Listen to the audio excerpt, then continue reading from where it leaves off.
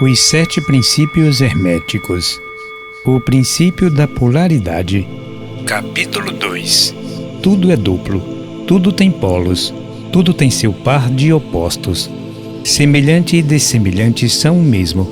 Os opostos são idênticos em natureza, mas diferentes em graus. Os extremos se encaixam. Todas as verdades são meias verdades. Todos os paradoxos podem ser reconciliados. O Kybalion. Este princípio incorpora a verdade de que tudo é duplo, tudo tem 2 polos, tudo tem seu par de opostos, todos os quais eram antigos axiomas herméticos. Esses breves enunciados explicam os velhos paradoxos que deixaram tantos homens perplexos e que foram assim formulados. Tese e antítese são idênticos em natureza, mas diferentes em grau. Os opostos são a mesma coisa, diferindo somente em grau. Os pares de opostos podem ser reconciliados. Os extremos se tocam. Tudo existe e não existe ao mesmo tempo. Todas as verdades são meias verdades. Toda verdade é meio falha. Há 2 lados em tudo, etc, etc. O princípio da polaridade explica que em tudo há 2 polos, ou aspectos opostos, e que os opostos são simplesmente os 2 extremos da mesma coisa, entre os quais há uma interposição de graus diferentes. Por exemplo, o calor e o frio, ainda que sejam opostos, são a mesma coisa, e a diferença entre eles consiste simplesmente na variação de graus dessa mesma coisa. Consultem seu termômetro e vejam se descobrem onde termina o calor e começa o frio. Não existe calor absoluto ou frio absoluto. Os 2 termos calor e frio indicam somente a variação de grau da mesma coisa. E essa mesma coisa, que se manifesta como calor e frio, nada mais é que uma forma, variedade e ordem de vibração.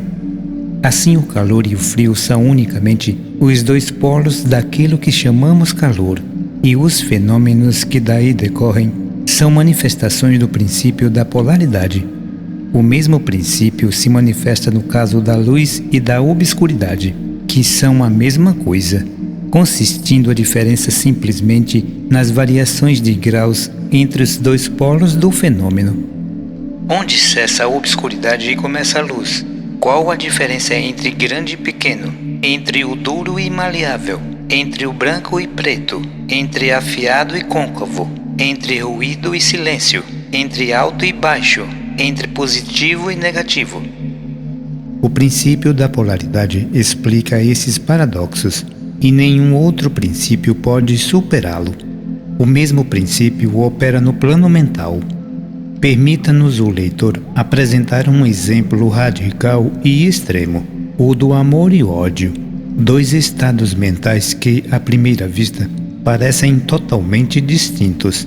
Ainda assim, há graus de ódio e de amor, e um ponto médio em que podemos usar, por exemplo, os termos apreço e desapreço, os quais se confundem tão completamente que não conseguimos saber se sentimos apreço ou desapreço, ou se não se trata nem disso nem daquilo, e todos são apenas graus de uma mesma coisa. Como o leitor compreenderá se dedicar alguns momentos à reflexão? E, mais do que isso, coisa que era da máxima importância para os hermetistas, é possível mudar a vibração de ódio em vibrações de amor, tanto em nossa própria mente, quanto na mente dos outros. Muitos dos quais ora leem estas linhas já passaram por experiências pessoais da transformação rápida e involuntária do amor em ódio, ou do inverso, quer isso se tenha dado com eles mesmos, quer com os outros, e desse modo o leitor terá um vislumbre da possibilidade de que isso se caracteriza pelo uso da vontade, por meio das fórmulas herméticas. Bem e o mal nada mais são, portanto, que os polos de uma mesma coisa, e o hermetista conhece a arte de transformar o mal no bem mediante uma aplicação do princípio da polaridade. Em sumo, a arte de polaridade torna-se uma fase da alquimia mental, conhecida e praticada pelos mestres antigos e modernos. A compreensão desse princípio permitirá a uma pessoa modificar sua própria polaridade, assim como a dos outros, desde que ela consagre o tempo e o estudo necessário ao domínio dessa arte.